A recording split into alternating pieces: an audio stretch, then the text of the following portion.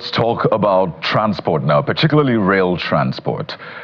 Some weeks ago, we had that incident, the Kaduna Abuja rail line. But guess what? The service is back now. It came back on October the 1st, and we have joining us the Managing Director of the Nigeria Railway Corporation, Mr. Kayode Okpaifa, is right here with us in our Lagos studio. Good morning, Mr. Okpaifa. Yeah, good morning, Kayode. You didn't take a train all the way to Lagos, did you?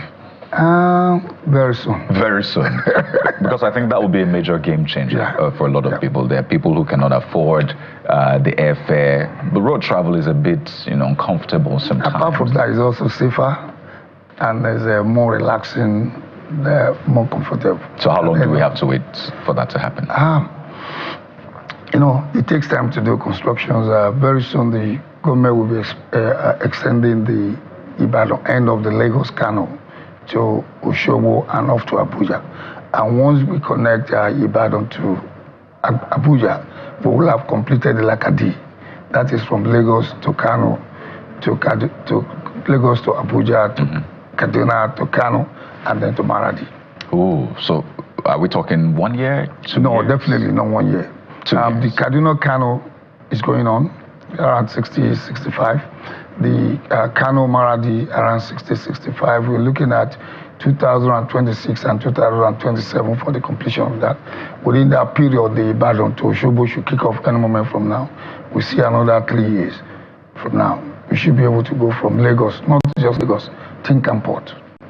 Because the line will also be extended from Apapa Port to Tinkan Port. So you can move your container, your goods from the Tinkan Port or from the Apapa Port straight down to Kano, Kaduna, and people from Niger Republic, Nigerians doing business, and in line with the AU 2063 agenda to link up the landlocked countries, will be able to move goods from Niger Republic down to Lagos Port.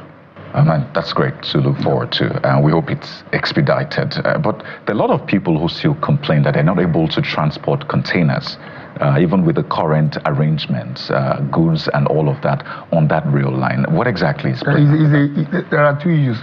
It's an issue of capacity, and then there is issue of the distance. Now, most of those complaints are from people who wants to go beyond Ibadan. So it doesn't make sense for me to take it to Ibadan, then continue to move by road to wherever I'm going. Then in terms of a capacity, the Nigerian Railway and our logistics partner, the capacity is almost at optima now. It's like you have let me just give you a figure. You have 100 containers or freight cargo to move, and the capacity from our end can take only 25. So what do? You can only move to 25. So the remaining 75 people have to use the road. Where is it used? Yeah, that's it. And that also we're working on. All right. We're going to speak to that, but I want us to go back to the elephant in the room, the big one. We had you some weeks ago after that incident involving the Kaduna Abuja rail line, and you accepted responsibility.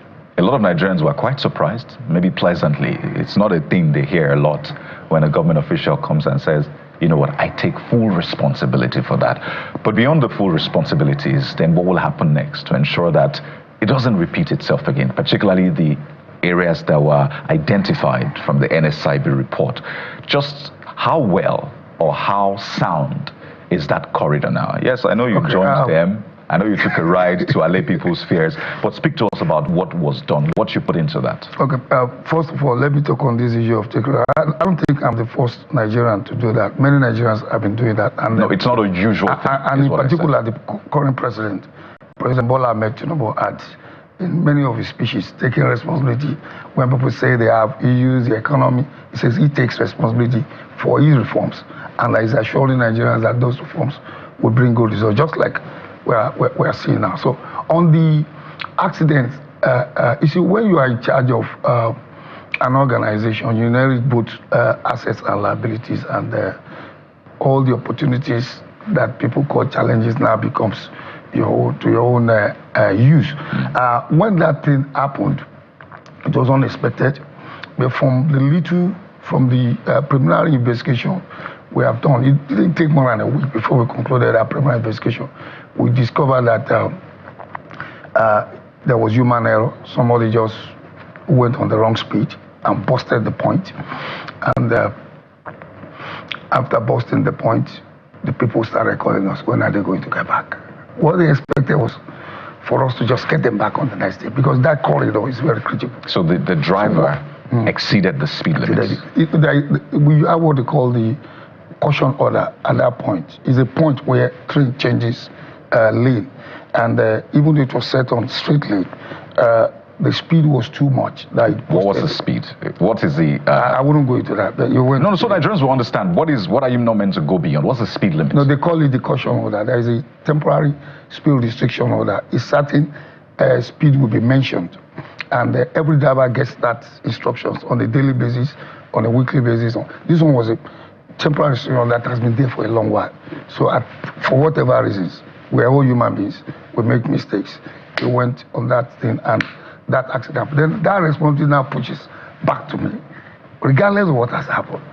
As the CEO and as an organization, we have to put that line back. What will it require? We told people that it will take 30 days. And by the 30th day, we are ready. We just chose October 1 to be significant, so that Nigerians can see, can have a feel of access to their own critical national asset. And that is also expected to reignite patriotism in Nigeria. What went into that? Give credit to the Nigerian engineers. Those technicians, those young guys, the engineers among them, they came together. They gave us a map, a road map of what we need to do. We assembled all the materials, critical materials. They're all in our stores there in Abuja. We went there, we packed them up, we put them on the train. We went through our normal protocols. That's for the construction. For the recovery, it was fantastic. NEMA was there on time. Nigerian Army was there on time. Nigerian Air Force was there on time. Everybody that needed to be there, Ministry of Health, Federal Capital Territory, Nigerian Railway Corporation, the Federal Ministry of Transportation. So everybody was there. We now moved to the recovery stage. It was tough. There were rains. And at the same time, we needed to move equipment. Our equipment had to move on the rails, not on the road. So we couldn't move our equipment from Lagos to Abuja, just like you said earlier.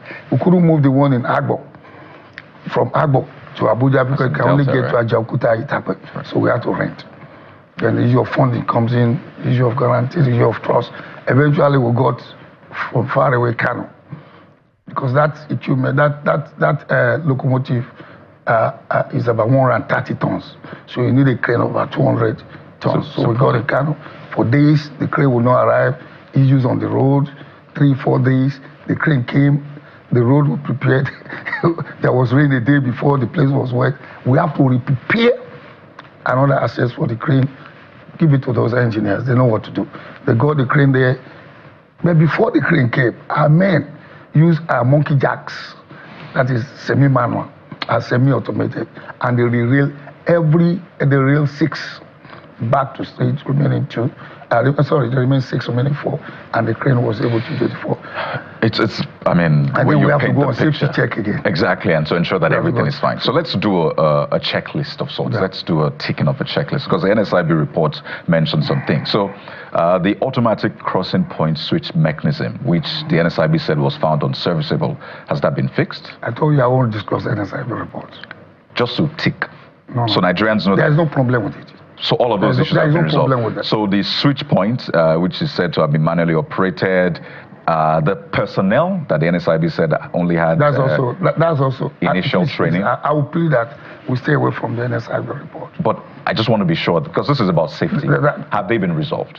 They've been resolved. They've been resolved. All those issues have been resolved. Because it's important for the Nigerians who will be riding that to have it at the back of their mind. I think the NSIB will are best position to further expand. Speak on that and to confirm that those we are the ones that has been in the face of the public. The best thing is to allow the examiner come and explain what it meant. But to the best of my knowledge, what I got to understand was that was not their intention. Well, Bukola, over to you now. Yes, thank you, Kade. Good morning, Dr. Okwefa. Good to see you again. I'm also Kayode. I know that you do not want to discuss the NSIB report. You've emphasized that. But perhaps we could talk about what came out about the time of the NSIB report, which was 95% increase in salaries for trained staff and training. And the NSIB report touched on training. I'm just wondering if that report from the NRC was reactionary in anticipation of the NSIB report, and not because deliberate steps had been taken to resolve issues of poor remuneration of NRC staff, which has been on for years prior to your resumption as head of the corporation. I'm trying to stay away from the NSIB report because I've read it and it does not discuss, it does not state all those things that are being peddled in the media. But let me say it, the Nigerian Railway Corporation staffs are well trained. In fact, in Africa, you can say they are some of the best trained rail workers. One, what we call training is not when you go to South Africa or United Kingdom. We are not in the aviation industry. So training is not until you go and do certification with IATO or whatever you call it. Nigerian Railway remains the main place where you get your training. And they go on training every Wednesday again, the drivers especially. They have what you call the week. WIC, they do that every Wednesday. It's a retraining system. So I don't want to go into that, but to assure Nigerians, they are not only well trained, they are super trained. And you can see that in the engineers. And if a driver of a channel, for example, overspeeds and got involved in an accident, and I think the most important thing is to address the issue of that accident and face the going forward. Now, on the training of our staff, we had our own report, and our report states clearly that everybody working in Abuja, Kaduna, TS should be trained. Those are normal protocols when you have an accident or an incident. Whether they are well trained or not, what you call is, they say, reconditioning, to take them through what has happened, to remove trauma. Part of the training is it's not training of how to drive or techniques of driving. It's a training on removing trauma, getting them back to the mindset of driving. Those are the same drivers still driving, except the 3 that were involved on duty on that day that were not going to be on the wheels until our own investigation and disciplinary process is concluded. So let me assure you, in the last 127 years, Nigerian Railway had been serving this country, and the issue has never come of a driver or training or whatever. And currently, as of today, we are training for some African countries. We are also training states that are running training services. We are also carrying out certification. So we are competent in that regard, and we are good to go for business. And we actually gone beyond that. We finished our investigation within 7 days, and we completed the emergency recovery, restoration, and now we are back on track. My focus now is to take that organization with my team to where we're supposed to be, beyond, at least at the top of Africa. All right, how soon will that 95% increase in remuneration be implemented? Okay, on remuneration, this has been on since the last administration. That was a 95% granted to the staff and by the previous administration, and I can assure you this administration will do it. But let me say this, it has never been a matter of contention, because as soon as I resumed, I gave them the assurance that I would personally meet with Mr. President and all those that are involved in getting the thing actualized and it to be done. The issues has to do with some documentation, the delay. There are documentation required by some agencies of government, and there are also some expectations as for NRC to prove certain things, which we're about getting done. We'll do it. But it has nothing to do with the accident, that's number one. Number two, it has nothing to do with the morale. Their morale is at the highest level, and you can confirm that from the AUR, you can confirm from the SSA, the 2 unions. They know what we're doing. They know we will get it, and they know the current administration will get it for them. And I can assure publicly that they will get it. I will meet. I know the government that made the commitment will fulfill that commitment. What are being asked from NRC is what I am focusing on to make sure it's ready. We have 10,800 workforce. We're not talking of small money. And then we have to prove that those 10,800 workers are real workers. And that's a tedious but achievable exercise. We're about completing that. All right. All right. We hope that the implementation comes through soon, and indeed that their morale is high upon confirmation, as you have said. But one more thing that is just as critical, which is security around rail tracks as trains travel. In April, and that was not the first time, by the way, we saw a train traveling from Abuja, I believe, to Itakwe, running into a hitch, a breakdown, and then travelers trekked miles through the forest amid huge security concerns. Thankfully, they got to their destination safely. What is your proposal as MD of the NRC for enhancement of security around rail tracks? It was a big talking point during the popular Abuja-Kaduna train accident in 2022, when it came through that there had been proposals for fences to be built around rail tracks as they travel. What is your proposal to bring about an enduring solution to the security concern around trail tracks, which is a big issue? Thank you very much. And just like you alluded, let me first say that incidences will happen, maybe breakdowns or whatever, is not unusual, is not the ideal, and it is not unique to Nigeria. Just recently, you saw Reno Omokri talking from a train in London also. Then we saw Kobagidi, that celebrity music icon, also involved in similar incident that you described that happened also in the UK. So it will happen, and we've seen this happen in the last 1 or 2 months in the transport for London. Even in the tube, people are stranded for 8 hours. Now, what happened in April and also recently, I think, on the Warri Itakwe, you mentioned, I'm sorry, on the Port Harcourt-Aba route, is that when incidents happen, a lot of people feel they are better safe to come down and find a way to escape.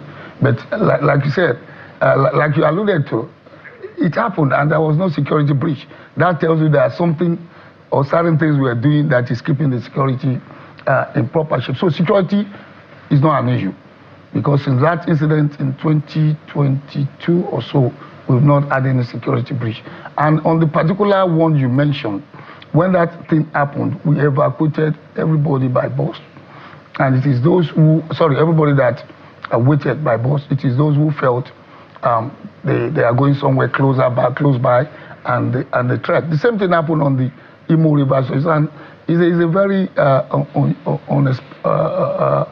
unexcusable situation for trains to break down, because sometimes it's inside the bush. In the case of Imo River situation, a rescue train was brought in, but you know, they are traders, they have goods, and they quickly took their goods and moved their way, but the rest were moved to Port Harcourt. So it tells you, if there were no security breaches under those conditions, that something definitely is going on security-wise. I wouldn't want to explain that online, but we will continue. And you notice this last accident, as soon as it happened, within minutes, less than 5 minutes, the Nigerian Army people were there. That tells you they are along that corridor.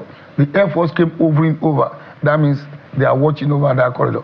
The vigilante, the local community people came in to assist the rescue. That means there are people on that corridor. Then we also have our own in-house viewing and monitoring center. And okay, you are in Abuja, I'll make arrangement for you to visit the control room, and you will see what goes on in the control room.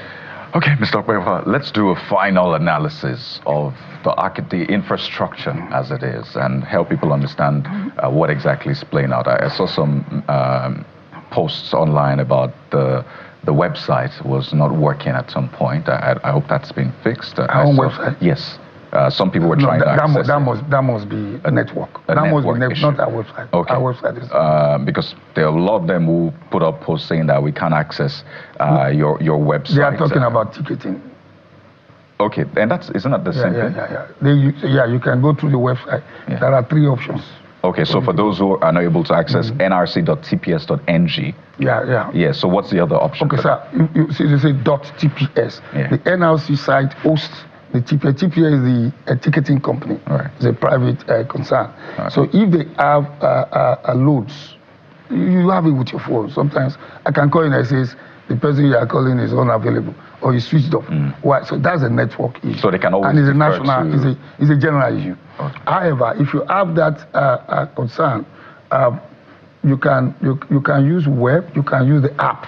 All right. There are two options. However, it is true that line has issues. One, the issue sometimes is due to traffic, the volume of traffic, and eventually, because the demand and supply, you have 200 tickets and you have 100 people. In fact, the point you just made now, I recently heard someone complaining that just a few minutes after the website was open for purchase, it was gone. Gone, yeah. And a lot of people suspect Everybody's there's still a lot of racket going on. No. People buying tickets, holding it just to sell at increased price. That is not unexpected also when you have a demand and supply. It's just like your football tickets, your cinema tickets. I saw I knew you were going to give that example. However, what is of concern to us is to increase supply, All right. to limit the extent to which people profiteer from the system. All right. And that is my concern now. Okay. How to bring in more locomotives, how to extend the lines, and how to make the service more customer friendly, how to make the booking system more transparent. That when you book, you see how many seats are left. All right. Final point, Mr. Okwefa, because I know you have quite a busy day. I'm available. Let's do just a rating on a scale of 1 to 10. Lagos to Ibadan, how efficient is it? On a scale of 1 to 10. That's so far the most efficient of our lines. Okay. And if I compare it with others, or I should just rate it. Yeah, just rate it. Now, think it. There's still no way I want them to be. All right. Warri Takwe. Warri Takwe is problematic. So we are working hard to get. It's not on now. I know. We are working hard. Warri Takwe is seriously problematic. What is the problem? 10 issues, 10 different issues. Vandalism. It passes through the bush. It was meant for cargo. We need to clear the bushes. 3 is the capacity. Then 4 is the cost. It's 385, it's something kilometers. Twice Lagos, Ibadan, charging the same amount. Then you have equipment. That area needs more equipment than any other line. Unfortunately, it has only one. So when is it? When will it be? So I can't give a date. There are 10 at this moment, so we can't get a date. I will never, even if it's tomorrow, I won't give you a date on the media like this. Once it's about to happen, we will give you a press statement, and we are communicating with the media. But let me take advantage of being on channels to let them know is that I don't want to use the word very soon any longer because they don't want to hear very soon any longer. The issue has to do with capacity. We have to get the right size. If you go below size, it will affect the safety of the equipment and the people. So we want to get to be on the right side. You can run today effectively, all right, but we are on the wrong size. Okay, Mr. Okwefa, we have to run right now, but as you said, we'll have this conversation with you. I think it's important to always check in with you from time to time. But we thank you for your work. We've been speaking with Mr. Kayode Okwefa. Let me use the opportunity to thank channels. We're grateful for that. Thank you very much. Mr. Kayode Okwefa, MD, NRC. Thank you for your time. To my friend in Abuja, good morning, Happy New Year. Happy New Year to you too, sir. All right, that's where we anchor at this point. 2 Coyotes from here in Lagos, 1 Bukola in Abuja. Thank you for being a part of the show. I'm Kayode Okikule. And we hope we've been able to brighten your day. So pay it forward today and all through the week. I am Bukola Koka. Bye for now.